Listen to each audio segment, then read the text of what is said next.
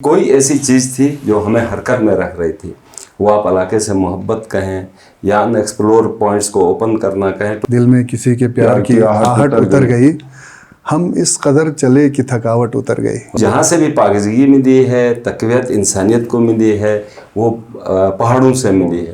ہماری جو پبلک ہے، بلتستان کی عوام اپنے منتخب کردہ نمائندوں سے خوش نہیں، مطمئن نہیں۔ یہ جو ہمارے نمائندے ہیں وہ سلیکٹ ہونے کے بعد شاید اپنے آپ کو سرکاری سمجھنا شروع کر دیتے ہیں، وہ عوامی نہیں رہتے ہیں۔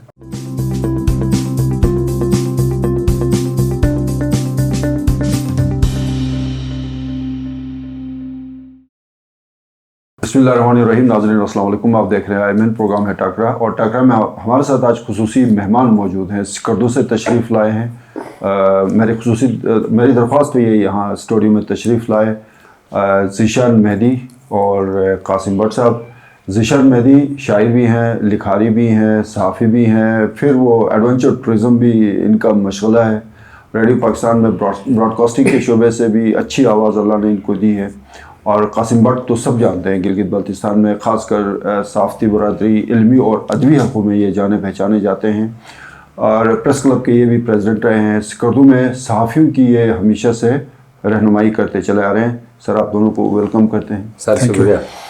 یہ جو آپ کے عجیب و غریب خواہشات ہوتی ہیں، کبھی آپ سکردو سے گلگت پہنچتے ہیں پیدل 6 پڑاؤ طے کر کے، کبھی آپ شغرتھنگ سے بوبین، پھر میر ملک سے شونٹر پہنچتے ہیں، یہ کیا مسئلہ ہے سر؟ بہت مسئلے آپ کے تھے، یہ بھی ایک مسئلہ ہے۔ اصل مسئلہ یہ بتائیں، آپ نے اصل مسئلہ پوچھا ہے۔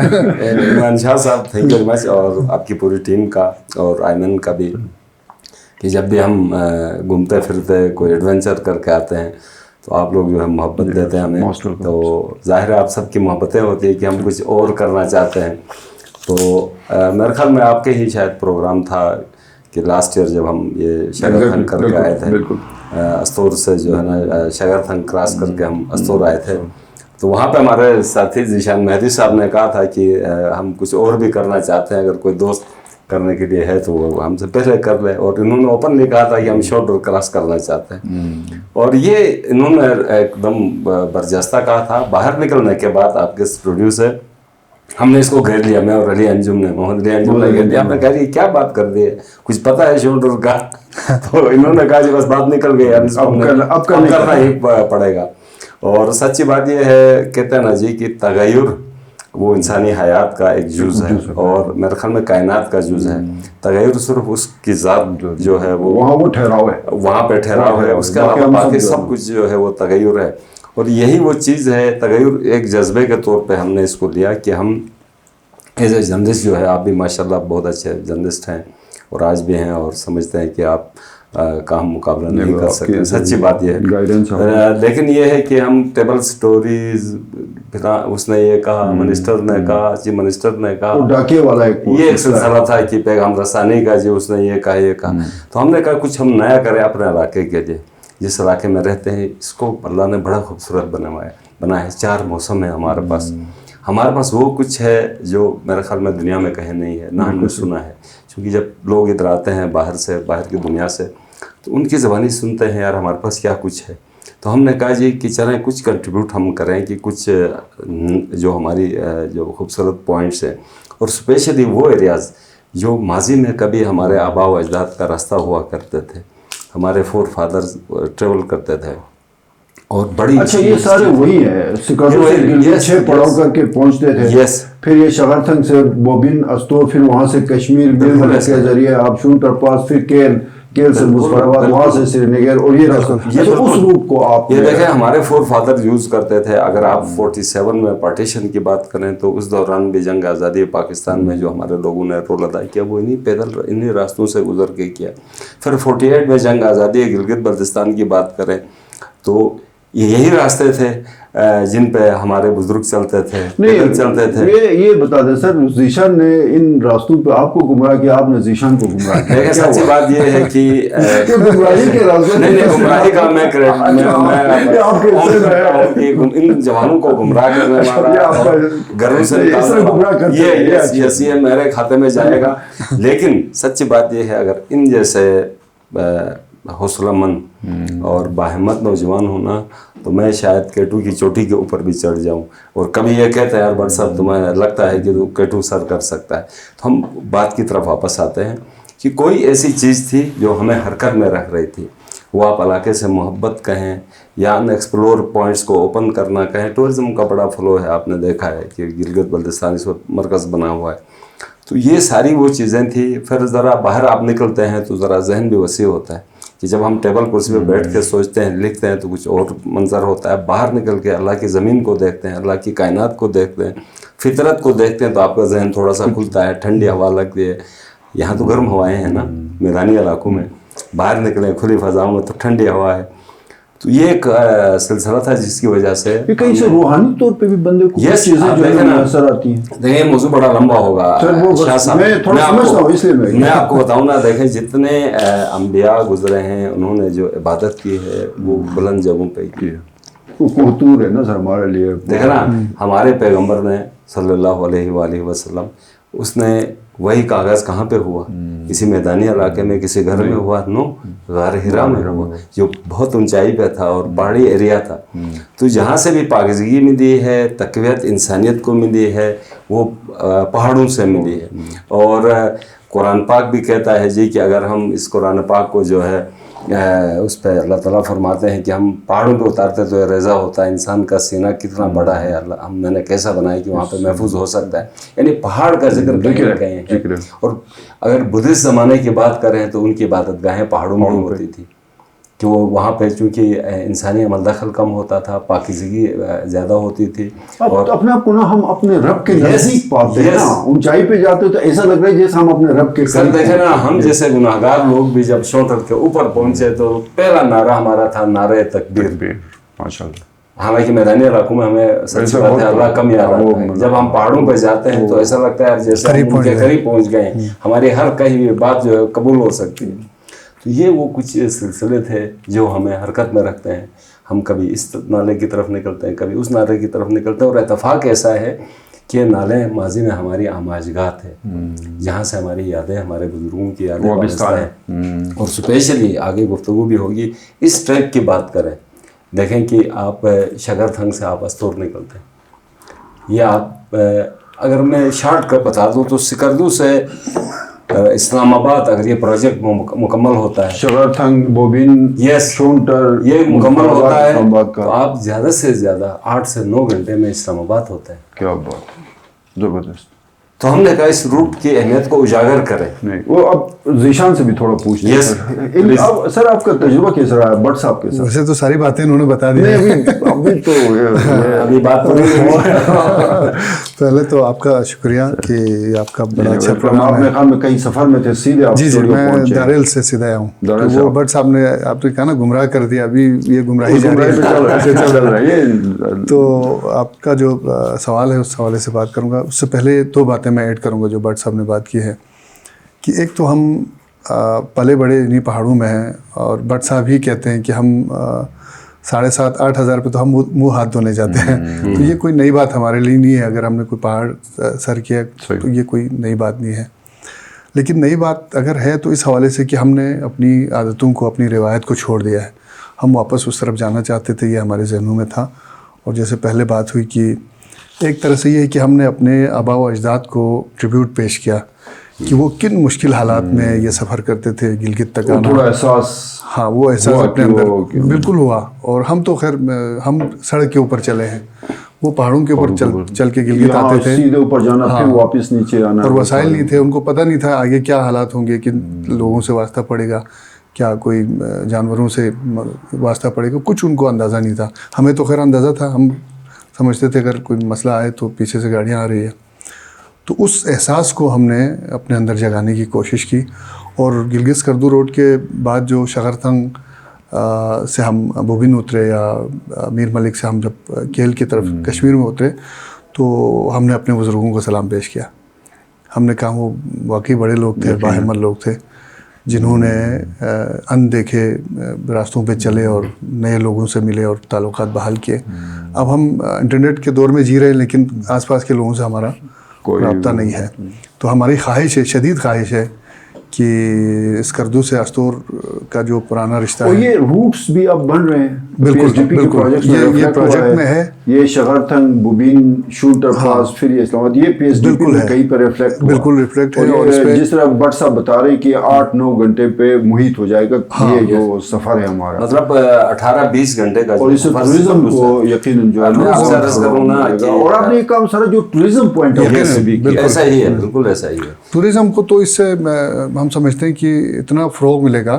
دیکھیں ابھی کشمیر کی طرف لاکھوں سیاح پاکستان سے, کیونکہ وہ آسان پڑتے ہوئے وہ اگر کشمیر آتے ہیں, نیلم ویلی میں, نیلم ویلی آپ کو پتہ ہے بہت خوبصورت ویلی ہے, اور وہاں پر پورے پاکستان سے, خیر انٹرنیشنل ٹورسٹ نہیں جا سکتے, کوئی مسائل ہیں, لیکن پورے پاکستان سے بے تحاشا لوگ وہاں جاتے ہیں. اگر یہ راستہ کھل جائے وہ آسانی سے ادھر جی بی میں آئیں, اسکردو جائیں اور گلگت کی طرف آئیں, اور وہ ٹورزم یہ سارا آپ نے جو کیا ہے اس میں ایک جو وہ آپ کا جو ہے نا وہ کمپوننٹ ہے وہ ٹورزم بھی ہے, تاکہ علاقے میں ٹورزم کو فروغ ملے. اس سے علاقے میں بہت زیادہ ترقی ہے. کہ ہم نے اپنے اندازہ لگایا, یہ جو ابھی ہمارے پاس ٹورسٹ آتے ہیں یا ٹورزم جس سطح پہ ہیں, یہ کم سے کم 20 گنا اوپر چلا جائے گا. اچھا, یہ جو اگر یہ روٹ بن جائے تو اس سے ٹورزم انڈسٹری میں 25% اضافہ ہو جائے گا. 25% یہ بالکل یہ اوپر چلا جائے گا. ذیشان کبھی آپ کو فیل ہوا یہ سارا کچھ کرتے ہوئے یار بس یہ غلط ہوا, تھک گئے, بس اب نہیں ہونا ہے, کبھی ایسا ہوا بٹ صاحب نے حوصلہ دیا, آپ نے بٹ کو حوصلہ دیا؟ یہ بار بار ہوتا ہے. حوصلہ کون سا رہتا ہے؟ وہ تو بٹ صاحب تو ہم سے کوئی 20-25 منٹ جو ہے نا وہ فاصلہ ان کا ہمارا رہتا ہے ہمیشہ, اسٹیمنا ہے ان کا. ہاں, وہ آپ جو بات کریں نا, ہم نے جب یہ شگرتھنگ والا پاس جو کہ عالم پاس, اس کو عالم پاس علمو خان کہتے ہیں, اس کو پہلے چڑھنا بڑا مشکل تھا. وہ بالکل سیدھی دیوار کی طرح, اس پہ راستہ کے کوئی نشانات بھی نہیں تھے. اس پہ ہم چڑھ گئے کسی طرح, بٹ صاحب آگے تو ہم چڑھ گئے, بہت مشکل سے ہم چڑھ گئے. اس کے بعد اس پہ اترنا اتنا مشکل تھا, جتنی اس کی چڑھائی مشکل تھی اس سے 10 گنا اس پہ اترنا مشکل تھا. پاؤں ہمارے بالکل بیکار ہو گئے تھے اور ہمیں لگتا تھا جان نکل گئی ہے. تو وہاں انجم نے بات کی تھی, بس یہ آخری دوبارہ نہیں کریں گے. لیکن اس دفعہ جب ہم شونٹر پہ اوپر چڑھ گئے, خیر یہ آسان ہے اس کی نسبت شگرتھنگ کی, وہاں پر ہم نے دوبارہ یہ بات کی, ہم نے کہا یہ لاسٹ ہے. لیکن نیچے اتر کے ہم بھول گئے, ہم نے کہا کوئی تلاش کریں دوبارہ سے, پھر نیا روٹ کوئی وہ کچھ وقتی طور پر ہوتا ہے. سر یہ پروجیکٹ بن جائے گا اگلے 8-10 سال میں؟ سر دیکھیں اس حوالے سے تھوڑا سا ہم اس کو کنورٹ کرتے ہیں, اس میں آپ بننا چاہتے ہو, اور میں سمجھتا ہوں کہ آپ ٹویسٹ چاہ رہے ہیں.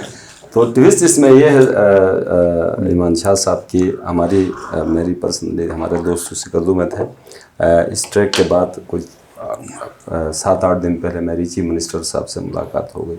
آج خود میں نے رابطہ کر کے ملاقات کو کیا, اور اس میں اس پروجیکٹ کے حوالے سے جو میں نے دیکھا, جو ہم نے دیکھا, اور جو گفتگو ہم نے لوگوں سے اس ٹریک کے اوپر کی, وہ میں نے من و ان سے عرض کی. اور ہم نے ان سے پرسنلی بھی ریکویسٹ کیا کہ ریفلیکٹ تو ہو گیا ہے, یعنی 6 ارب روپے شگرتھنگ پروجیکٹ پورشن کے لیے, اور 19 ارب روپے جو ہے استور ویلی پلس شونٹر کے لیے ہے. اور اس میں دلچسپ بات یہ ہے کہ ہمارے اینڈ پہ, یعنی جی بی کے اینڈ پہ استور سائڈ سے ٹاپ کے اوپر تک گاڑی ایک مرتبہ جا چکی ہے, سڑک بنائی گئی ہے. اب کسی نے کیئر نہیں کیا ہے تو وہ تھوڑی سی خراب ہو گئی, اس کو کیئر کرنے کی ضرورت ہے, تھوڑی سی مینٹیننس وغیرہ جو ہے. بالکل ایسا ہی ہے. اور دوسری جانب سے یعنی آزاد کشمیر حکومت نے بھی سڑک بنائی ہے, ماضی میں کبھی 8-10 سال پہلے سڑک بنی ہے, لیکن وہاں پہ بھی یہی صورتحال رہی ہے کہ اس کو کیئر کسی نے نہیں کیا تو وہ خراب ہو گئی. تو ہم نے کہا جی کہ ریکویسٹ کی کہ یہ منصوبہ, میں بار بار یہی کہہ رہا ہوں, ہماری نسلوں کا منصوبہ ہے. کچھ منصوبے ایسے ہوتے ہیں جو کثیر المقاصد ہوتے ہیں, جس میں ذیشان نے جس طرح کہا ہماری ٹریڈ ہو سکتی ہے, ہمارا ٹورزم ہو سکتا ہے, ہمارا پرانا ایک تعلق ہے, رابطے آپ کے مضبوط ہو سکتے ہیں. پھر جو سفری سہولیات ہیں, جس طرح ابھی سکردو سے اگر میں چلتا ہوں تو 18 سے 20 گھنٹے میں پنڈی پہنچتا ہوں.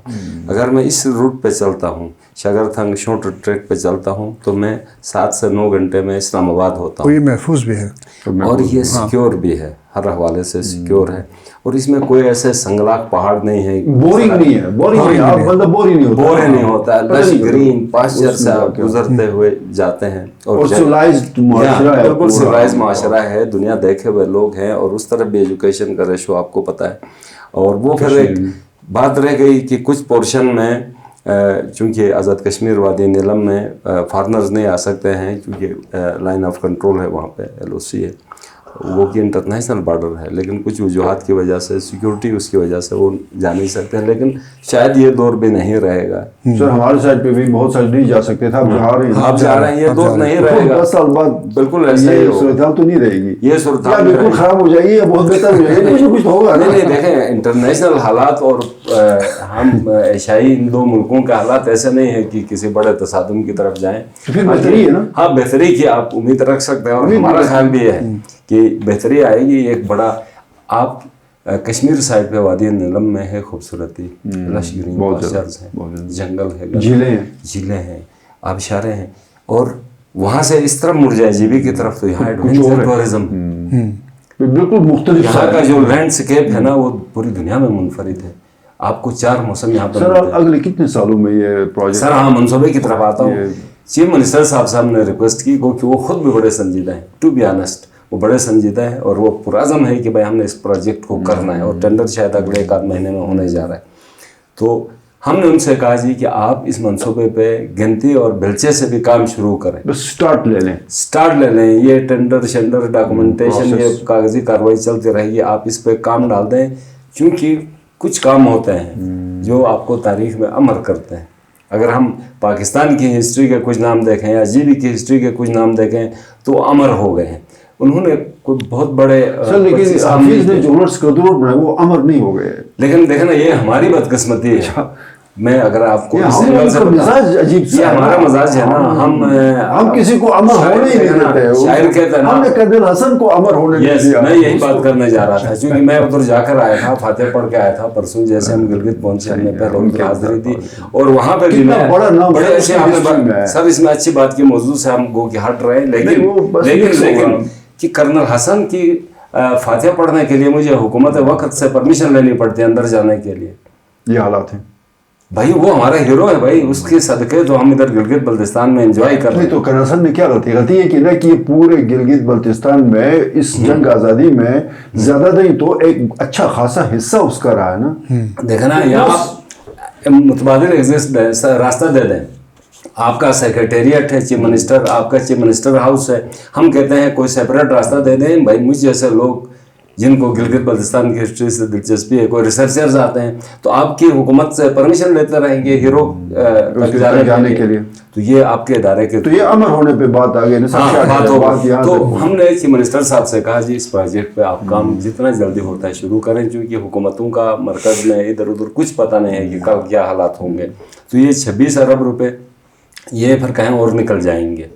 तो अल्लाह करे, अभी आप कहते हैं कि आगे 1 आध महीने में। आज हमारी चीफ सेक्रेटरी साहब से सुबह मेरी मुलाकात हुई थी, तो हमने उनको भी कहा जी इस मंसूबे पे काम शुरू करें।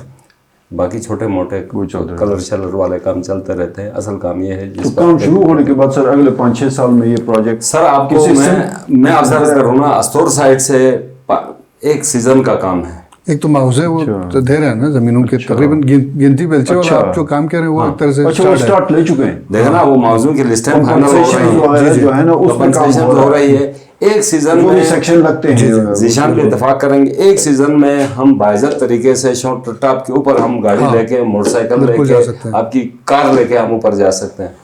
हाँ, ये मुश्किल नहीं है, बिल्कुल ठीक कह रहे हैं, बिल्कुल ठीक है। मैं इसमें बट साहब चूँकि वो सफ़र में उनका मिजाज कुछ और हो जाता है ना, मैं दोनों तरफ की जो हुकूमतें हैं, आज़ाद कश्मीर की और जीबी की, मुझे बड़ी खुशी हुई कि जब हम नीचे उतरे केल की तरफ, तो आज़ाद कश्मीर गवर्नमेंट के लोग बिल्कुल रेडी थे।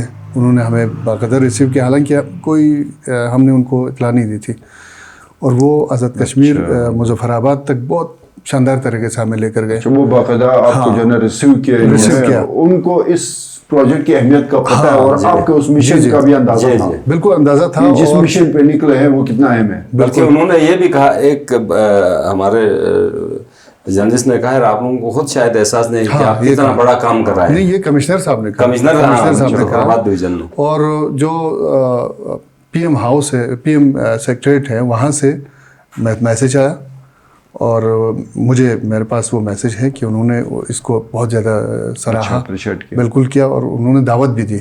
वो तो हमारी अपनी मसरूफियत की वजह से हम ابھی ڈیٹ نہیں دے سکے. آپ تینوں نے جو کام کیا سر وہ یقیناً. اور سر یہ ایک طرف کی میں بات کروں نا, دوسری طرف ہماری سائڈ پہ جب ہم شاید کیل میں تھے تو ہمارے سی ایم صاحب اور ان کی کوئی کابینہ کے لوگ کسی میٹنگ میں تھے, اور میٹنگ سے براہ راست انہوں نے کال کی. کال میں نے ریسیو کی, انہوں نے شاباشی دی, وہ بڑے خوش تھے. انہوں نے کہا یہ بڑا کام آپ نے کیا ہے. ہماری روایت ہے کوئی بھی اچھا کام کرے اس کو اپریشیٹ کریں, حوصلہ افزائی کریں. تو اس سے اندازہ یہ ہوتا ہے کہ دونوں طرف کی حکومتیں جو ہیں وہ اس کے اوپر فوکس ہیں اور وہ چاہتے ہیں کہ یہ کچھ ہو جائے. یہ بٹ صاحب مجھے تھوڑا بتا دیں کہ بلتستان کی سیاست ٹھیک ٹریک پہ چل رہی ہے؟ سر میں اگر دیکھیں نا ایز اے جرنلسٹ جب ہم بات کرتے ہیں تو ہمیں سچ بولنا پڑتا ہے, اور سچ یہ ہے کہ ہماری جو پبلک ہے بلتستان کی عوام اپنے منتخب کردہ نمائندوں سے خوش نہیں, اچھا مطمئن نہیں. اچھا اگر ایک جملے میں سم آف کر رہے ہیں تو اب یہ ہے, اب اس کی بہت ساری وجوہات ہیں, بس یہ کافی ہے, یہ اتنا کافی ہے. وہ مطمئن نہیں ہے, جو سمجھ آتی ہے نا اگلے بندے کو سمجھ آتی ہے. وہ کوزے میں بند کر دیا, کسی اور چیز میں بند کر دیا.